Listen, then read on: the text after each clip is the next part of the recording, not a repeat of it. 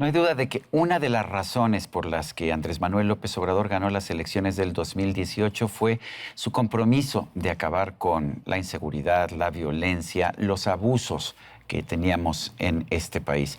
Y sin embargo, ¿cuál es la situación después de casi un año de gobierno? Hoy se encuentra con nosotros Héctor de Mauleón, es uno de los periodistas más respetados de nuestro país. Tiene una columna en el periódico El Universal, una de las más leídas, me parece, de nuestro país. Escribe mucho sobre la impunidad, escribe mucho, sí, sobre el crimen a veces, pero también sobre esta impunidad que parece que no quiere desaparecer de nuestro país. Y yo quiero agradecerle a Héctor de Mauleón esta conversación. ¿Qué es una impunidad para una mujer o una joven que es atropellada en una calle, pero también para altos funcionarios? Hablabas hace poco en una columna del periódico El Universal sobre este país de la impunidad. ¿No ha cambiado? No, no, creo que desde luego que eso no ha cambiado la misma tendencia hacia la violencia que venía arrastrando desde hace años ha hecho que la situación empeore. Yo veo que se han juntado una serie de factores. La inercia desatada por la violencia como epidemia, que es algo que se contagia y aumenta de intensidad. Y luego el ataque a instituciones centrales que habían logrado más o menos contener el crecimiento de la violencia o que habían evitado que empeorara. Me refiero, por ejemplo, al desmantelamiento de la Policía Federal. A través de 7 divisiones, la Policía Federal se había logrado posicionar como una policía muy efectiva y con prestigio incluso internacional. Había elementos de la Policía Federal que daban cursos en Europa y en América Latina sobre temas como el secuestro o en la división antidrogas. Y estas unidades fueron desmanteladas, los mandos fueron reemplazados por gente que no tenía experiencia o capacidad en esas áreas y que las dejaron ahí en tanto procedía el desmantelamiento de la Policía Federal. Ahora, ¿no es la Guardia Nacional el sustituto de esa Policía Federal? ¿No está cumpliendo con esa función? Yo creo que no hay una Guardia Nacional todavía. Desde luego no está cumpliendo con esa función. Se anunció que se iba a dejar de perseguir, por ejemplo, a los capos del crimen organizado. Si tú te das cuenta, a lo largo del casi año que lleva el gobierno de Andrés Manuel López Obrador, el número de capos relevantes detenidos es completamente nulo. Por ahí supimos hace unas semanas que detuvieron al líder de los Rojos, un sujeto apodado El Carrete, pero esto fue porque las autodefensas de un grupo rival lo detuvieron y lo entregaron. Entonces se detuvo se dejaron de ver a los grandes capos como objetivo y esto lo único que ha provocado es que ganaran un terreno inmenso. Vemos ahora la fuerza y la insolencia, la manera de retar del Cártel Jalisco Nueva Generación, que se ha convertido en la organización criminal más poderosa, que tiene una mano metida en la mayor parte de los estados y cuya presencia es cada vez más inobjetable en la Ciudad de México y en las organizaciones criminales que la controlan. ¿Qué pasa con la impunidad de los delitos de cuello blanco? Estamos viendo un proceso en contra de Rosario Robles, la exsecretaria de Desarrollo Social, también de Sedatu. ¿Es eso una forma de acabar con la impunidad? Yo no sé si estamos viendo una batalla contra los delitos de cuello blanco o estamos viendo simplemente una venganza política que todos conocemos el origen, que comenzó hace casi 20 años con unos videoescándalos en los que un colaborador muy cercano de Andrés Manuel López Obrador aparece embolsándose cantidades de dólares entregadas por un empresario que tenía una relación... René Bejarano, para poner nombres y apellidos. Recibiendo dinero de Carlos Ahumada, que tenía una relación en aquel tiempo con Rosario Robles y que formaba parte, Rosario, pues, de un grupo político. Recuerda a ese PRD dividido en tribus feroces. Formaba parte de un grupo político que era contrario al de Andrés Manuel López Obrador.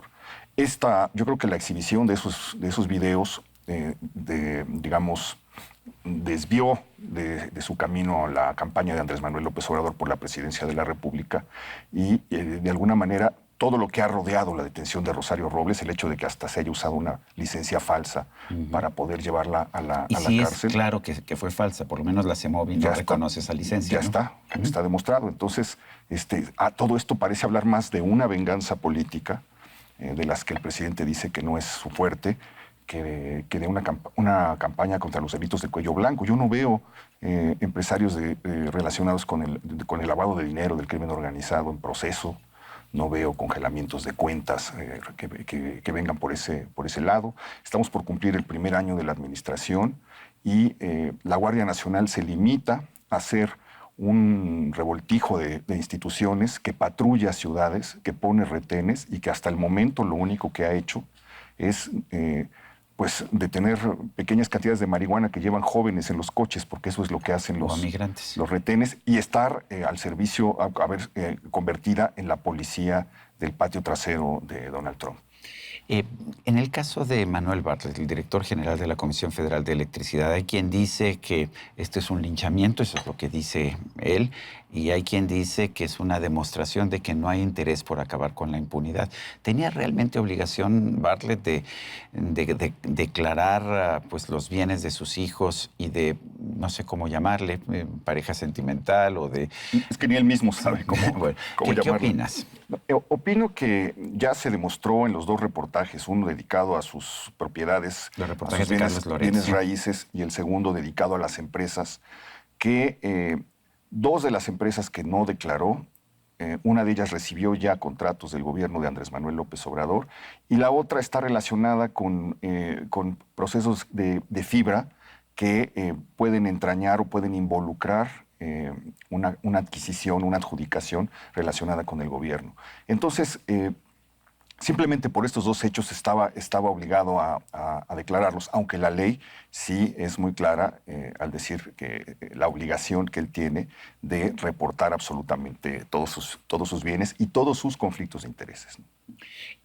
Hablabas, estamos hablando de impunidad. Tú narrabas en tu columna hace poco el caso de pues de una mujer que es atropellada y como este caso también, lo que podría ser un accidente, si tú quieres, pero que también ahí prevalece la impunidad. Cuéntanos de este caso.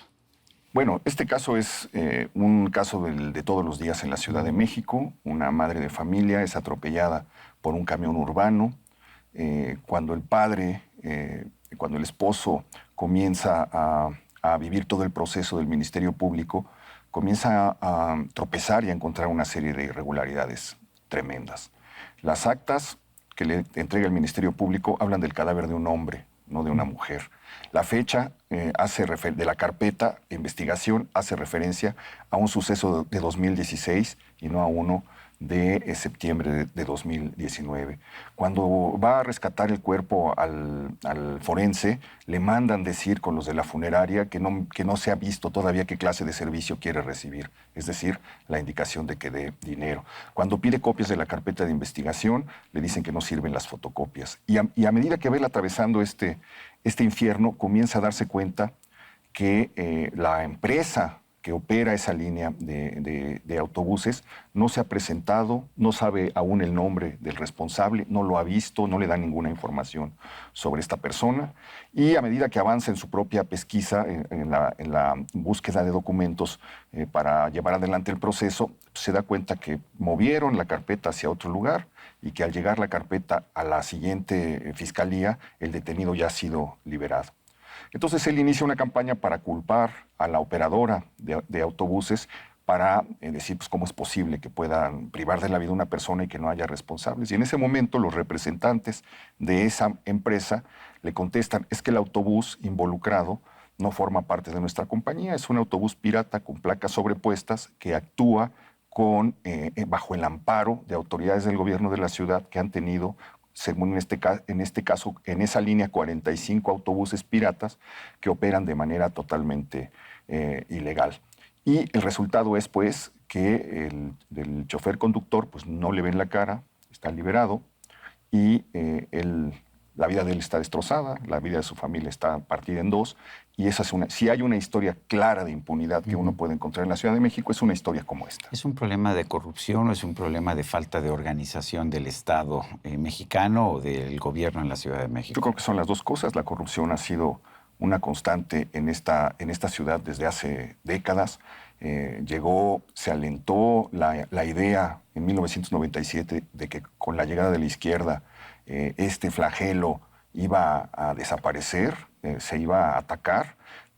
Cada gobierno de izquierda que ha estado en la Ciudad de México desde 1997 hasta la fecha ha prometido, se ha propuesto erradicar la corrupción, y lo único que se hizo fue expropiar las prácticas clientelares del PRI, las prácticas de corrupción del PRI, para ponerlas al servicio de una nueva maquinaria, que era la maquinaria de la izquierda perredista.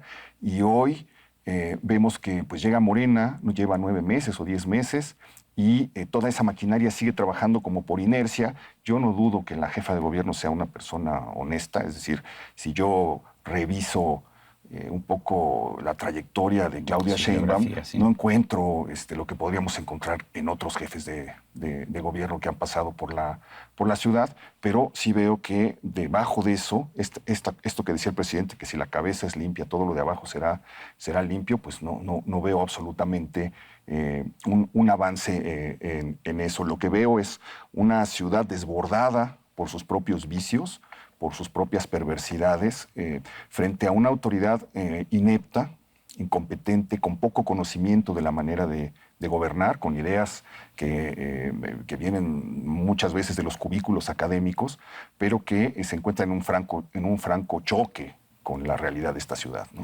Cuando escribes sobre estos temas, cuando haces advertencias, cuando criticas, pues hay en estos tiempos de las redes sociales y de la posverdad, hay toda una jauría de críticos que te cuestionan, que dicen, por ejemplo, que tú no criticabas a los gobiernos del PRI y del Partido Acción Nacional. A ver, yo te he leído desde hace muchos años. ¿De dónde saca alguien esa idea de que tú no eras crítico antes? Yo no tenía redes sociales. Sí. Las redes sociales, cuando en tiempo de Calderón, pues yo no tenía Twitter, por ejemplo. Sí. Pero yo ahí creo están que tus artículos periodísticos. Es que todo lo que uno escribe queda. Y eso no llega a las redes, desde luego. Pero, pues digamos, durante todo el tiempo de la guerra de Calderón, desde la revista Nexos, hicimos, yo como subdirector, una evaluación súper crítica de a dónde nos iba a llevar la guerra contra las drogas. Hicimos ahí las primeras mediciones de cómo se había disparado la violencia en el país. Yo mismo escribí un libro con todos los horrores de la guerra contra el narcotráfico. Y después tampoco tenía una columna. Mi columna tiene 5 años y desde hace 5 años... en los tiempos de Peña Nieto fuiste crítico de Peña Nieto. Totalmente, sí. Héctor de Mauleón, yo quiero agradecerte esta conversación. Sé que tratamos muchos temas, pero es un privilegio siempre conversar contigo. Yo te de manera agradezco que muchísimo. quería yo hacerlo así. Gracias, Héctor. Gracias. Y a usted, amigo televidente, que hace posible este programa, se lo agradezco también. Eso es todo por hoy, pero no se le olvide. Nos vemos la próxima.